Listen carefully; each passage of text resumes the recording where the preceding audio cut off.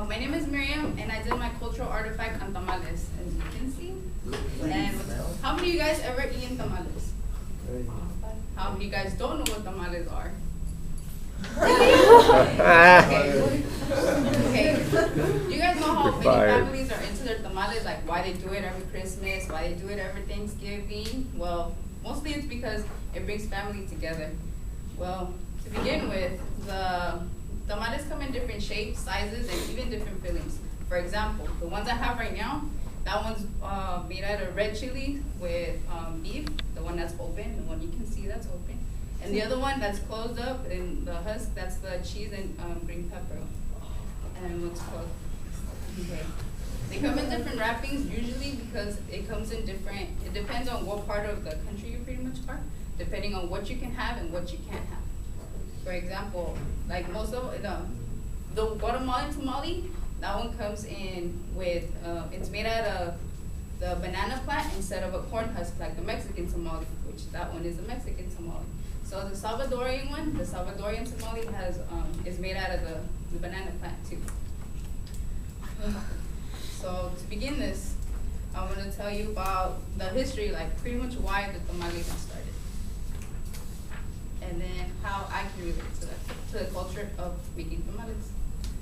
All right, the tamale goes back to the 700 BC in the pre-Columbian history when the Aztec women would take along food for the cooks. They would cook for the army. The Aztec women need to have like some portable and sustainable type of food. So food won't go bad because the army will move back and forth and then they will have to keep up. So the tamal came up because it can last. You can freeze it and it'll last you for a week. And then the tamal, like it doesn't go bad. All you have to do is cook it up instead of, you can eat it cold, but I don't think you want to eat it cold. And then it's cooked. And so especially how the tamal can be easily cooked. You could either cook it like you could boil it, or you could even boil it or dig a hole and then make some ash and just put them in there. They're sustainable. And then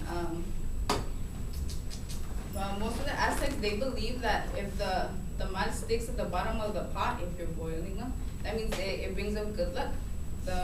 And when you're in battle, war, or whatever, you need some kind of luck for you to survive. And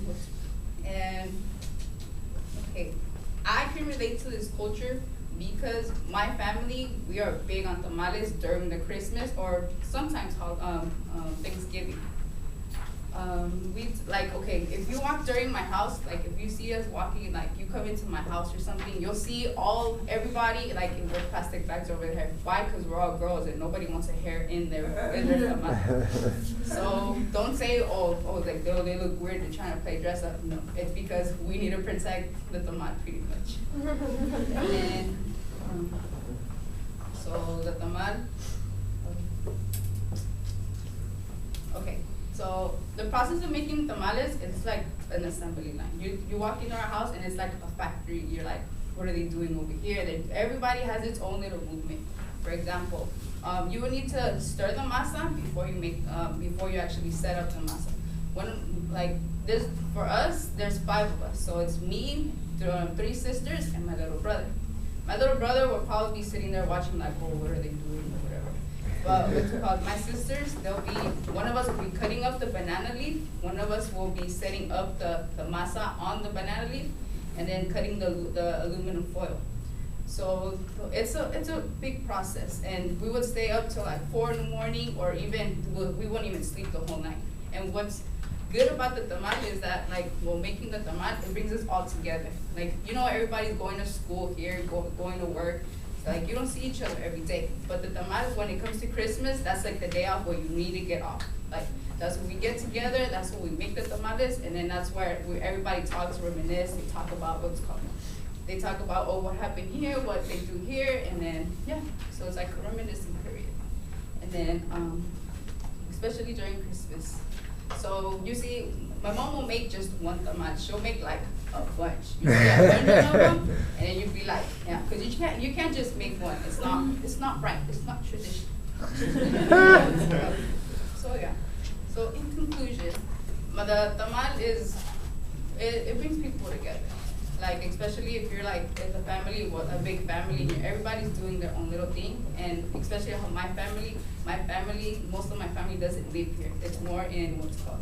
They live in Guatemala, and then like the uncles that I have here, they'll come and eat tamales, they'll come and help us make tamales, and then and you also learn how how the tamales, where tamales pretty much came from and how they start.